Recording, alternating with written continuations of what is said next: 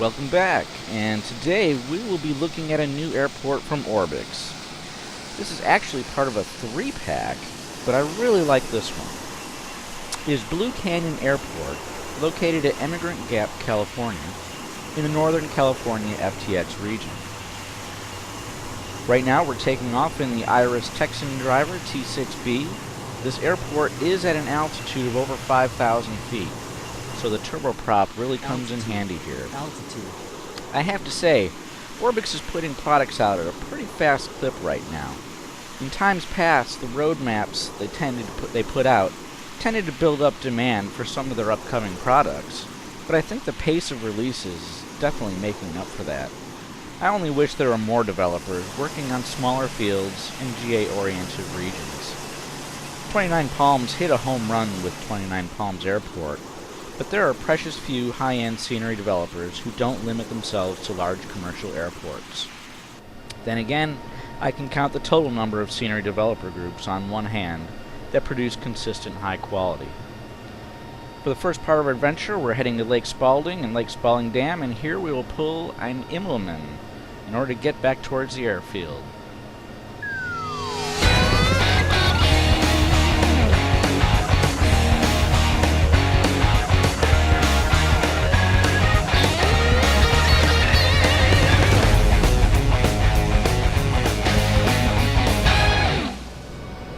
And now we will make our way back towards the airfield for some further adventures.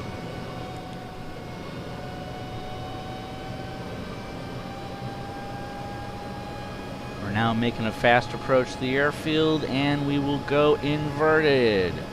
Now that is an interesting view of the new scenery.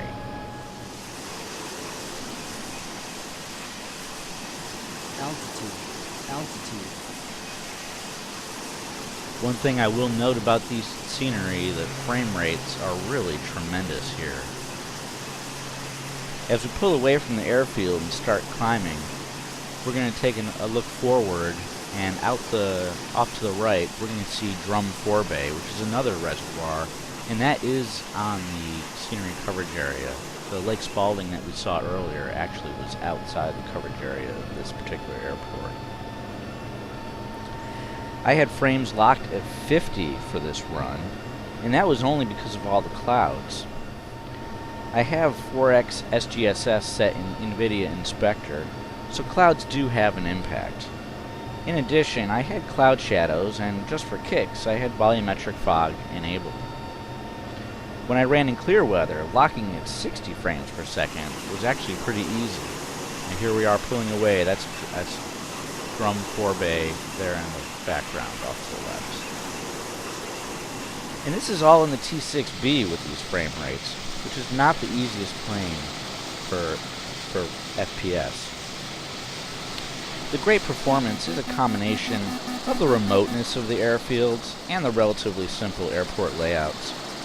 Blue Canyon does not have nearly as many buildings as many other payware airports, although it does make up for it with those cool-looking observatory structures.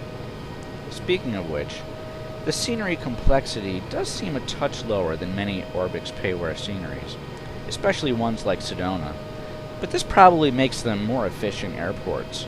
This is most visible with the Gansner Field scenery, where the buildings have a somewhat lower poly count feel to them. In the end, this isn't really a criticism because lower polys only make the performance better. The Blue Canyon Airport itself is enhanced by more unusual 3D models in the observatories, rather than just the box-like hangars. I don't generally use things like Bob, but from the cockpit everything really does look great, except for the ground polys. They're better than great. In fact, they're pretty spectacular. Now we're coming in with on the approach. The default takeoff runway seems to be runway 33, even though there was a tailwind. So I'm landing on runway 15. Just as Sedona was on top of a mesa, Blue Canyon is at the edge of a, well, canyon, and it makes for a pretty interesting approach.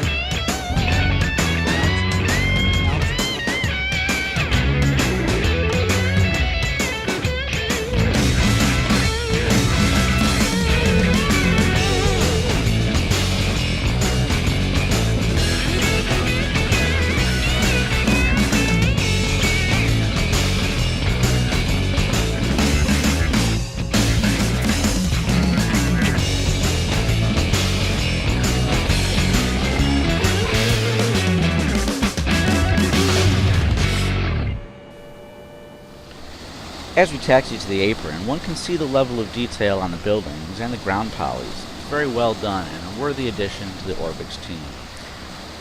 Well, I hope you enjoyed our visit to Tahoe National Forest and Blue Canyon Airport. If you liked what you saw, please hit like and by all means subscribe. Later.